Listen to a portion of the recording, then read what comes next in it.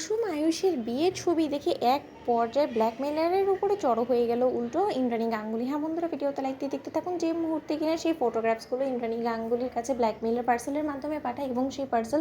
দীপালি যখন এসে ইন্দ্রাণী গাঙ্গুলির কাছে দিয়ে যায়, ঠিক সেই মুহূর্তে ফোনে সেই ভিডিওগুলো ইন্দ্রাণী গাঙ্গুলির কাছে সেই ব্ল্যাকমেলার পাঠানো মাত্র এবং তার পাশাপাশি সেই পার্সেলে থাকা সেই সমস্ত ফটোগ্রাফসগুলো দেখা মাত্র ইন্দ্রাণী গাঙ্গুলি যখন এক পর্যায়ে ক্ষিপ্ত হয়ে পড়ে, ঠিক সেই সময় ব্ল্যাকমেলারের ফোন আসে অন্য নাম্বার থেকে এবং সেই সময় ইন্দ্রাণী গাঙ্গুলি সেই ফোনটা রিসিভ করা মাত্র বলতে থাকে, ইয়ার কি হচ্ছে না, তুমি কি মনে করছো এই সমস্ত কিছু আজে বাজে ছবি দেখিয়ে আমাকে কুসুমের বিরুদ্ধে উস্কে দেবে, আমার ছেলেকে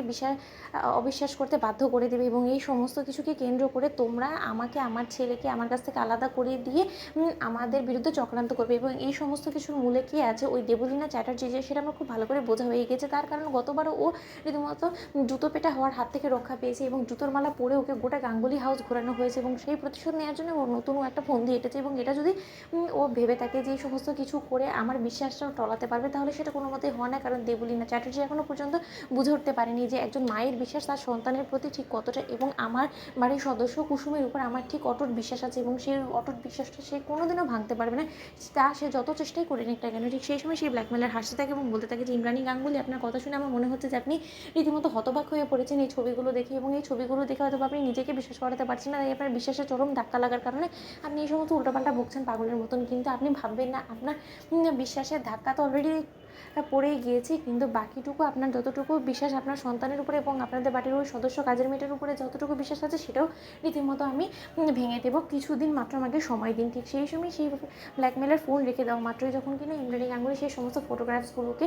জ্বালিয়ে পুড়িয়ে ছাড়খাড় করে দেয়, ঠিক সেই সময় সেখানে যখন আয়ুষ এসে হাজির হয় এবং কুসুম যখন ইন্দ্রাণী গাঙ্গুলির জন্য কফি নিয়ে হাজির হয়, ঠিক সেই সময় আয়ুষ বলতে থাকে যে কি ব্যাপার মা, এখানে কী জানানো চেষ্টা করছিল, তুমি বলো তো কী হয়েছে। ঠিক সেই সময় ইন্দ্রাণী গাঙ্গুলি বলতে থাকে যে দেখো না, কিছু ব্ল্যাকমেলার আমাকে ফোন করছিল এবং ফোন করে এখন রীতিমতো তোমার এবং কুসুমের বিয়ের ফটোগ্রাফস পাঠিয়ে আমাকে ব্ল্যাকমেল করার চেষ্টা করছে, আমাকে থ্রেট দিচ্ছিলো যে আমি যদি কোনো মতে ওদের সঙ্গে রাজি না হই, ওদের ডিলে রাজি না হই, তাহলে হয়তো বা ওরা যে কোনো সময় গোটা চন্দননগর থেকে শুরু করে প্রেস মিডিয়া সমস্ত লোকেদের কাছে জানিয়ে দেবে এই ফটোগ্রাফসগুলো এবং ভিডিওগুলো তুলে দেবে। তার পরবর্তীতে গোটা চন্দননগরের লোক এসে নাকি আমার দিকে তাকে ছিচি করবে, আমাকে নিয়ে হাসবে। সেটাও কি কোনো মতে সম্ভব বলো তো? আমাকে কোনো কিছু না জানিয়ে তুমি এবং কুসুম করবে, সেটাকে আমি আদৌ মানতে পারি? আমিও যেমন তেমন করে আচ্ছা মতন ধুয়ে দিয়েছি সেই